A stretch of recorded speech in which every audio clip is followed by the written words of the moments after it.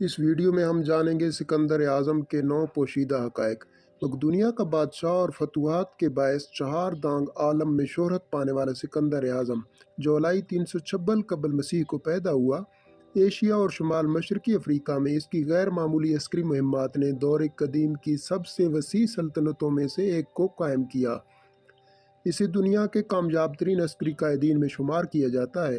تخت سنبھالنے کے بعد اپنے باپ کے خواب کی تکمیل کرتے ہوئے اس نے سلطنت فارس پر پے در پے حملے کیے اور یہ سلسلہ تقریباً ایک دہائی تک جاری رہا۔ اس نے فارسیوں کی طاقت کو ختم کیا اور دارا سوم کو شکست سے دوچار کر دیا۔ برصغیر میں اس کا مقابلہ پارس سے اس علاقے میں ہوا جو اب پاکستان کا حصہ ہے۔ اس کی جنگی مہمات نے جہاں تباہیاں پھیلائیں، وہیں دنیا کو مختلف ثقافتوں اور نظریات کو ایک دوسرے سے متعارف بھی کرایا۔ بابل کو وہ اپنا دارالحکومت بنانا چاہتا تھا، لیکن یہیں موت نے اسے آ لیا اور جزیرہ نما عرب پر قبضے کا اس کا خواب ادھورا رہ گیا۔ سکندر کے بارے میں بہت سی ایسی اہم باتیں ہیں جو کم لوگ جانتے ہیں۔ ان میں سے چند کو ذیل میں پیش کیا جا رہا ہے۔ سکندر کی ماں شاہی خاندان سے تھی۔ سکندر اعظم کی ماں کا نام اولمپیاس تھا۔ وہ مقدونیہ کے بادشاہ فلپ دوم کی چوتھی بیوی تھی۔ سکندر کی ماں مقدونی نہیں تھی اور دعویٰ یہی کیا جاتا ہے کہ وہ مولوشیائی بادشاہ کی بیٹی تھی۔ یہ یونان میں اپیرس کے علاقے کا ایک قدیم قبیلہ تھا جس نے ایک سلطنت بھی قائم کر رکھی تھی۔ یہ بھی دعویٰ کیا جاتا ہے کہ اس کے خاندان کا تعلق جنگ ٹروجن کے ہیرو ایکیلس سے تھا۔ سکندر اعظم کی پیدائش کے بعد اس کی ماں کو گویا خاتون اول کا درجہ مل گیا۔ چونکہ سکندر کی ماں مقدونی نہیں تھی، اس لیے یہ بحث چلتی رہتی تھی کہ وہ وراثتی اقتدار کا حقدار ہے یا نہیں، اور اس کی وجہ سے ماں اور باپ کے مابین تناؤ بھی رہتا تھا۔ اسی کشمکش نے اسے ظالم بنا دیا۔ حال ہی میں شائع ہونے والے ایک مضمون میں غیر ملکی مصنف نے لکھا ہے کہ سکندر اعظم کی ماں کو بادشاہ کے محل میں اپنا مقام بنانے کے لیے بے انتہا محنت کرنا پڑی۔ پہلے دربار میں اسے بطور ملکہ کوئی ہی نہیں ملا تھا۔ محل کی دوسری ملکاؤں کی طاقت اسے بے چین کیے رکھتی تھی۔ سکندر کی پیدائش کے بعد ہی اسے بادشاہ کے دربار میں پہلی مرتبہ ملکہ کی حیثیت حاصل ہوئی۔ دوسری وجہ یہ تھی کہ کسی نے بادشاہ کو کہا تھا کہ سکندر بہت خوش قسمت ہوگا اور یہ دنیا پر حکومت کرے گا، اس لیے بادشاہ نے بھی سکندر کی تربیت میں کوئی کسر نہ اٹھا رکھی۔ اسے اچھی سے اچھی تربیت دلوائی۔ سکندر اور اپنی عزت دیکھ کر ملکہ بد دماغ ہو گئی اور انتقام لینے پر اتر آئی۔ اس نے جس کو بھی اپنا حریف سمجھا اسے راستے سے ہٹا دیا۔ طاقت کے نشے میں بدمست ہو کر اس نے ظلم کی انتہا کر دی۔ غیر ملکی مصنف کے مطابق یہی ظلم سکندر نے سیکھا۔ اچھی فوج اور مضبوط سلطنت ملی۔ سکندر کا باپ فلپ دوم موت سے قبل اپنی سلطنت اور فوج کو خاصی ترقی دے چکا تھا۔ اپنی طاقت میں اضافے کے لیے اس نے سفارتکاری کے ساتھ فوجی اصلاحات بھی کیں۔ علاوہ ازیں اس نے اپنا اثر و رسوخ بڑھانے کے لیے ازدواجی رشتے قائم کیے۔ اس کی بیویوں کی تعداد 7 کے قریب تھی۔ فلپ دوم نے پیادہ فوج میں ترتیب کی بنیاد رکھی جسے مقدونی صف بندی کہا جاتا ہے۔ اس میں پیادہ فوج کا ایک حصہ قریب آ کر متحد ہو جاتا۔ ہر سپاہی کے پاس سارسا کہلانے والی 20 فٹ لمبی برچھی ہوتی ہے۔ جب سوار فوج پیادہ پر چڑھ دوڑنے کی کوشش کرتی تو یہ صف بندی ان کی راہ میں حائل ہو جاتی۔ مقدونی صف بندی نے یونان کی شہری ریاستوں اور تھیبس کو شکست دینے میں فلپ روم کی بہت مدد کی۔ فلپ دوم نے یونانی ریاستوں کی ایک فیڈریشن بنانے کی کوشش کی تاکہ طاقت پا کر سلطنت فارس پر قبضہ کر سکے، لیکن موت نے اسے آ لیا۔ فلپ دوم ہی نے مقدونی فوج کو شاندار ہیئت دی جو بعد میں سکندر اعظم کے کام آئی۔ سکندر اعظم کے جرنیلوں میں سے ایک بطلی موس نے مصر کی حکمرانی حاصل کی اور سکندر اعظم کے نام پر ایک نیا شہر سکندریہ تعمیر کیا اور اس کو ملک کا دارالحکومت بنایا۔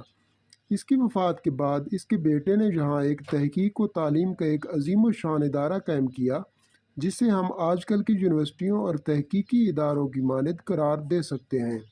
اسی سے متصل قدیم دور کی سب سے بڑی لائبریری بھی تعمیر کی گئی جہاں اہل علم کے لیے لاکھوں کتب کا ذخیرہ موجود تھا۔ سکندر میں علوم بالخصوص فلسفے کا ذوق بہت تھا اور غالباً خطہ یونان کے ماحول کے علاوہ ارسطو کی صحبت اس کا سبب بنی۔ اس کے باپ نے سکندر کی تعلیم و تربیت کا خاص اہتمام کیا۔ اس دور کے رائج علوم مثلاً ریاضی، تاریخ، نیزہ بازی وغیرہ کی تعلیم اس مقدونی شہزادے کو دی گئی۔ यूनान का मारूफ फलसफी अरस्तू सिकंदर को तकरीबन 16 बरस की उम्र तक पढ़ाता रहा। फ़लसफ़े और फ़लसफ़ियों से रग़बत का इज़हार इस वाक़ये से होता है। रवायात के मुताबिक जब सिकंदर आज़म अभी शहज़ादा था, इसके ज़हन में नाशाइस्ता और मिट्टी के मर्तबान में मैव ख़्वाब रहने वाले फ़लसफ़ी डियोजानस कल्बी से मिलने का ख़्याल आया। इस मकाम पर सिकंदर का इससे सामना हो गया। इसने पूछा कि वो इसके लिए क्या कर सकता है। इस पर डियोजानस ने जवाब दिया, आगे से हट जाओ, तुमने सूरज की रोशनी को रोक रखा है। इस मुलाकात का सिकंदर आज़म पर इतना असर हुआ कि इसने कहा, अगर मैं सिकंदर ना होता तो डियोजानस होता। पसंदीदा तरीन किताब एलीड थी। अरस्तू ने सिकंदर को होमर की रज़मिया नज़म एलीड की एक नकल दी थी, जिसकी शरह अरस्तू ने खुद लिखी थी। सिकंदर होमर का मदाह था, लेकिन एलीड इसकी पसंदीदा तरीन किताब थी। अपनी अस्करी मुहिम्मात के दौरान वह इसे अपने साथ रखता। इस अमर की तस्दीक यूनानी सवाने निगार प्लूटार्क करता है। इसके मुताबिक वह इसे अस्करी इल्म इक़दार का मिसाली सफरी ख़जाना तस्वर करता था। बुसीफालूस महबूब घोड़ा था। बुसीफालूस गालबन दौर अतीक का सबसे मशहूर घोड़ा था। ये घोड़ा पारिस के साथ जंग में मारा गया और एक रवायत के मुताबिक जेहलम के नज़दीक दफन हुआ। कहा जाता है कि इसकी आंखें नीली थीं। सिकंदर की सवाने में प्लूटार्क बताता है कि 10 बरस की उम्र में सिकंदर के वालिद ने इसे एक आला घोड़ा दिया, लेकिन इसे सिधाना मुश्किल हो रहा था। शहजादे ने महसूस किया कि घोड़ा अपने साए से खौफ खा रहा है और जल्द इस बज़ाहिर ज़िद्दी घोड़े को सिधाने में कामयाब हो गया। इस पर फिलिप दोम ने अपने बेटे पर फख्र करते हुए कहा कि मेरे बेटे, मकदूनिया तुम्हारे लिए बहुत छोटा है। तुम्हें तुम्हारे अज़म के मुताबिक बड़ी सल्तनत की जुस्तजू करनी है। सिकंदर ने इस घोड़े को अपने साथ रख लिया और इसे बुसीफालूस का नाम दिया, जिसका मतलब है बैल का सर। तख्त पाते ही तशद्दुद का सहारा लिया।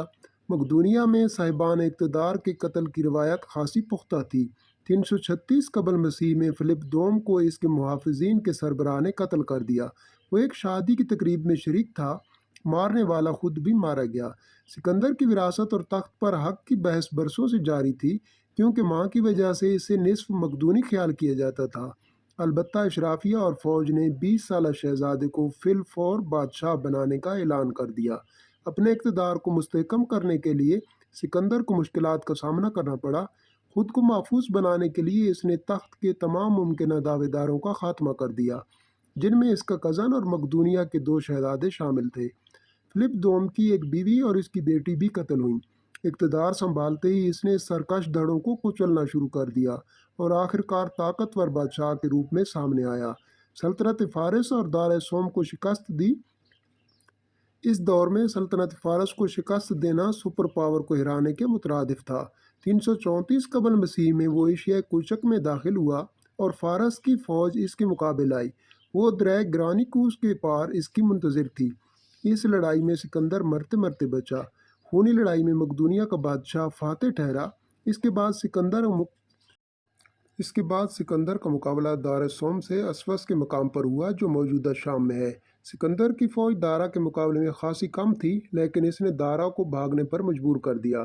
सिकंदर ने चंद ही बरस बाद दारा को शिकस्त दोबारा दी, जिसके बाद दारा को इसी के हाथों इसी के साथियों ने कत्ल कर दिया। इसके साथ ही सल्तनत फ़ारस को ज़वाल आ गया और सिकंदर फ़ारस का बादशाह बन गया। सिकंदर की मौत ताहाल मुअम्मा है। कहा जाता है कि 323 कबल मसीह में अहद जवानी में वो बुखार की लपेट में आया और इसका इंतकाल 2 हफ्ते तक मनाए जाने वाले एक बड़े जश्न के बाद बाबुल में बनुख़्नसर दोम के महल में हुआ। मौत के सबब के बारे में तारीख दानों में मुख्तलिफ ख़यालात पाए जाते हैं। बाज़ के मुताबिक इसे इसके किसी करीबी ने जहर दिया। तारीख दानों को यह भी शुबा है कि वो जिगर के नाकारा होने से मरा। मैदान जंग में कभी शिकस्त ना खाई। अगरचे मकदूनी सफ़बंदी की तख्लीक का सेहरा फिलिप दोम के सर है, लेकिन इसे इंतहाई कामयाबी से इस्तेमाल इसके बेटे ने किया। नौजवानी ही में अपनी सिपाह की सूरत व तंदेही से मैदान जंग में क़यादत करने पर इसे लश्कर में इज़्ज़त व एहतराम की निगाह से देखा जाता था। दस्तावेजी सबूतों के मुताबिक 15 बरस तक लड़ाइयाँ करने के बावजूद वो एक लड़ाई में भी ना हारा। 12 साल दौर इक़्तिदार में सिकंदर और इसकी फ़ौज ने हज़ारों मील का फासला पैदल तय किया। इसकी सल्तनत यूनान से हिंदुस्तान तक थी।